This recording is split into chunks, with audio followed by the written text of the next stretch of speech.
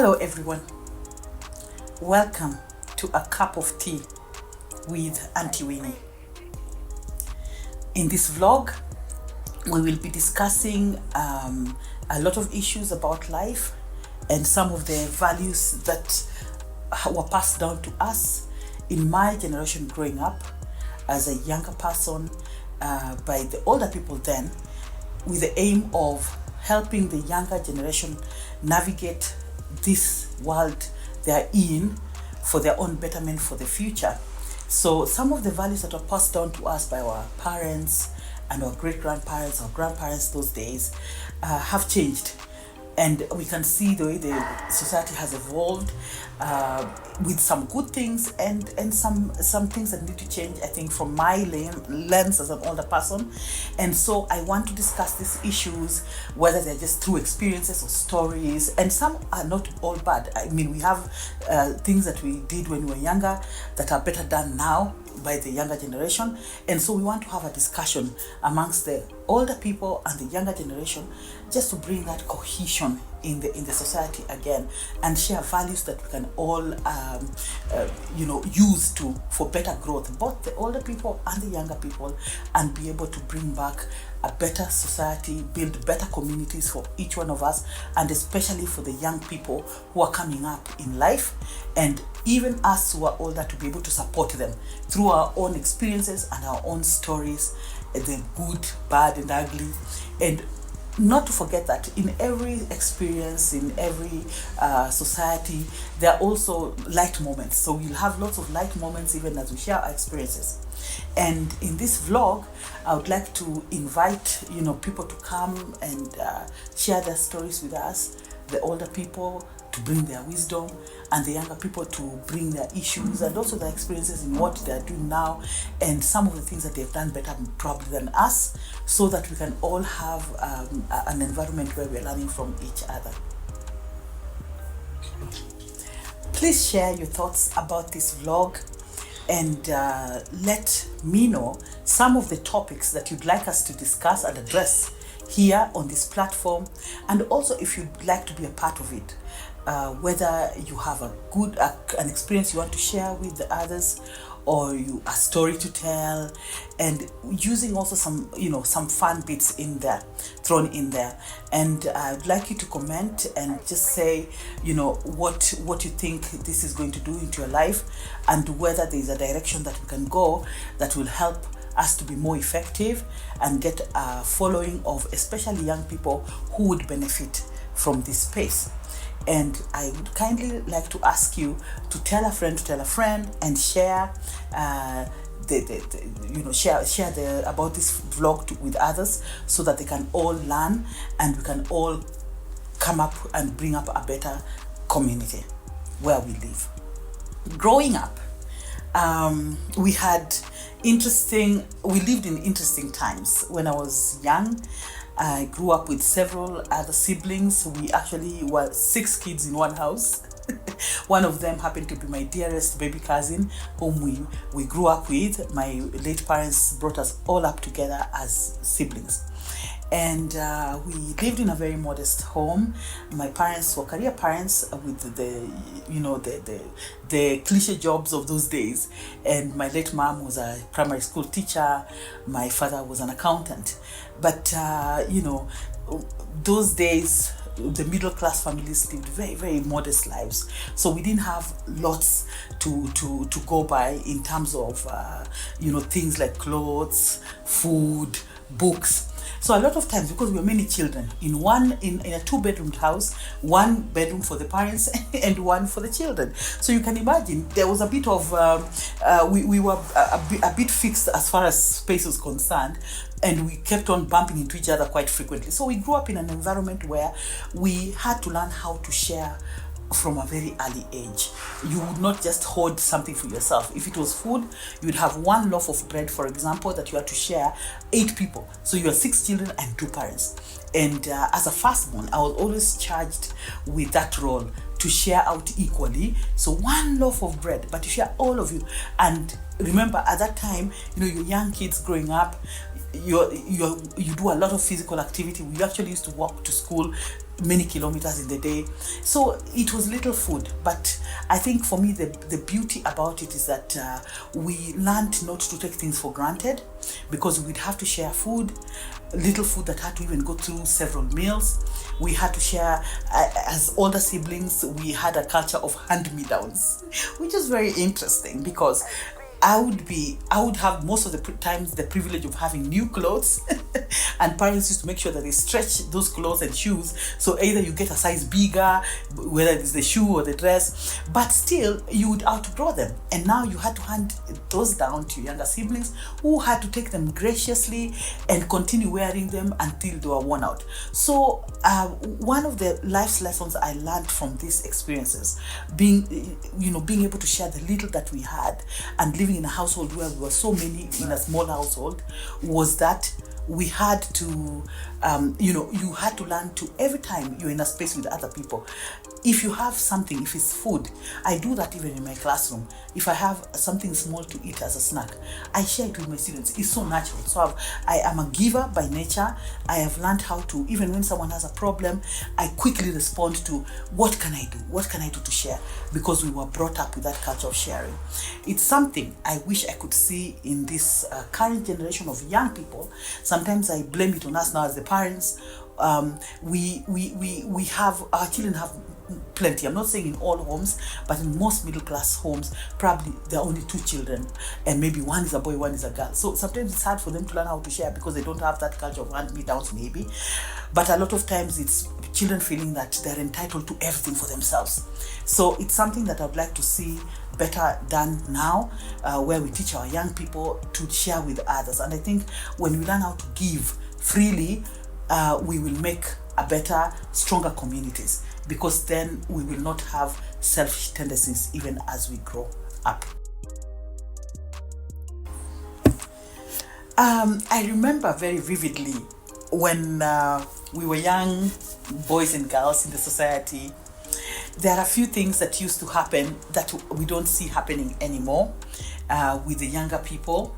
And sometimes I remember our experiences with nostalgia and think, okay, were this good? Did these things matter to us then? And if they matter to us then, how comes we're not passing them to the now generation, the younger generation now? And some of those things include, the way we had such high levels of respect for the elders. And the elders in the society could be any authority figure in your life at that time, either a teacher, your parents, your relatives, your aunties, uncles, older cousins, and anybody you came across in a space where they were authorities in those spaces, or just by virtue of the fact that they were older than you. It was clear they're adults and you're a child. And some of the principles we were brought up with were, for example, I remember if you went when you went to school, when you entered the classroom, if you entered the classroom before the teacher and the teacher came, we automatically were required to show our respect for the teacher by standing up. It was just an automatic thing. It wasn't really forced down our throats, but I guess that was the culture then. We'd stand up for our teachers, and then now the teacher would greet us and then give us now the permission to sit. And one of the things that I love about that at the time, or now reflecting back, is that it gave us that that order in terms of being humble, brought in humility in our lives, and just respect for older people. Because at the end of the day, somebody who has lived longer than you, and especially if there's a generation gap, has seen much more than you. So they've got that wisdom, and you want to glean from that. You want to glean from their wisdom. I mean, how did they get themselves there? And especially if they're successful. A teacher is a successful person in a young person's life, because they're teaching you, they're giving you information, they're giving you knowledge that they have gathered over in their lives. So it was important that we gave them that show of respect, so that also, not to become teachers' pets, but they also would feel motivated to teach us better and to do whatever it takes to make us better people in the society, even as we grew up. So I remember that being a good thing. Teachers had a lot of authority then. it was always the teacher's word. They helped us to learn how to organize ourselves, how to organize our studies. And even, I think because we respected teachers so much, looking back, we learned how to internalize everything we were given. And of course, if you didn't have a very good teacher and you had a bad experience, there's always something. It's not always 100%. And I know that people who have lots of stories where they had teachers who were not the best because they really discouraged them. And for example, having maybe a teacher telling you that you will never make it, whether it's in a subject. That happened a lot during our times. And I remember I was one of those lucky students to be quite good in class, in academics. And I used to have in primary school one particular incident I remember very, very well, which could have caused to discourage me probably, but I guess I was just lucky to see the other way around and see it as a blessing in disguise, because now it planted a seed of excellence in my own life, and up to today I practice that. So I used to be a very good student in maths in primary school. I used to be an A student, and so the teacher had decided to, like, for me, I had a mark that I could not go below, so I couldn't go below 80% at all at any given time. And those days, the only way that you would be, if you didn't do, or you didn't meet the expectations of the teacher, there was only one way out. You had to be beaten to a pulp. So there was certain canes that were assigned for different things. If you didn't do very well as expected, not because I failed. I remember one particular time I got a 78%, and so according to the teacher's expectation, I had failed. And those days also, the parents and the teachers worked in cahoots. There was a big support system between the parents and teachers, because our biological parents or our guardians saw the teachers as our parents in school. So that just extended there. And you'd be told that if the teacher is happy, you will be happy. So it was given that if you did not do well at school, you were even more afraid of that getting to your parents, especially like my late mom was a disciplinarian. She was a teacher also in the same school I grew up in primary. So you wanted to always be on the good side. So I remember this particular time, I don't know what happened, students how we are, and I got a 78% in maths. I mean, by all means, right now, who would be beaten for getting a 78% in maths? But I did, and I knew that was below the expectation. And I remember during assembly, imagine that was done, then you were beaten in front of everybody else. We were all called out, all those people who did below expectation, and I had the highest mark, but I had to be beaten by everybody else who got lower, because there was an expectation towards me as a young student with what seemed to be, I should do better, because the teacher knew that I could do better. So I remember when I was beaten, I think I was beaten 4 canes.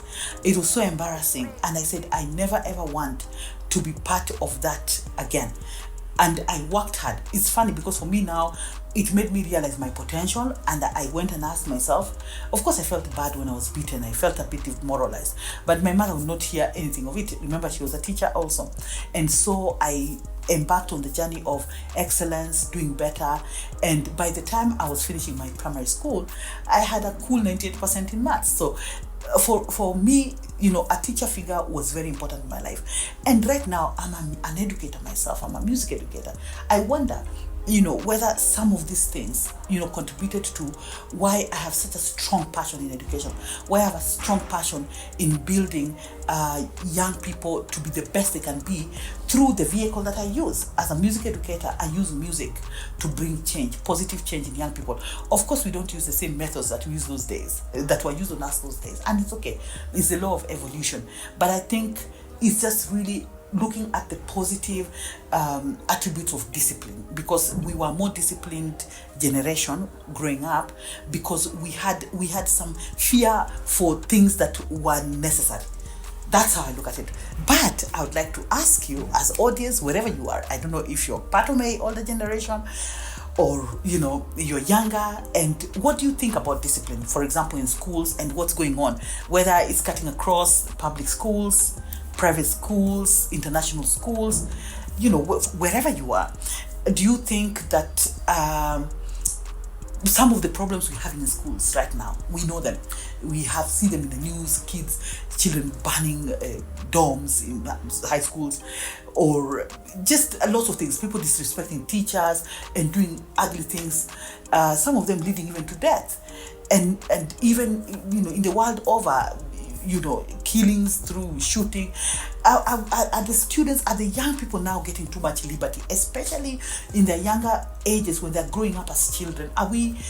Do we have values that enhance that respect for a teacher, for an authority, so that even as a child growing up, where you cannot step, the line, overstep the line, and have values that govern you to grow up? Are we doing enough? So this, for the older people in this space, what can we do to remedy the situation if there's a problem? And for the younger people, how can they learn how to appreciate that which encourages discipline in their lives? And so I'd like to hear some experiences about this from different quarters, some suggestions, and whether there's really hope. Because personally, I am worried when I see the way young people disrespect older people. And this one, I've just used one example for teachers. There are so many other spaces. I will be sharing other experiences that brought discipline in our lives, brought more focus, and even respect for the older people in the society, hopefully to help the young people see it from our lens and learn something from that. So I'm looking forward to hearing your comments. If you've liked this content, please share and bring others in the space. Subscribe to this vlog, and remember to bring in requests for more topics that you'd like, and also share your own experiences which we can actually air. And if you'd like to be part of this platform, we are happy to welcome you to be able to share a cup of tea with Auntie Winnie. So I'm in this space as someone who is a mother figure, an educator, and an older person. I'm hoping with some wisdom that I can share with the younger people, and of course over a favorite cup of tea.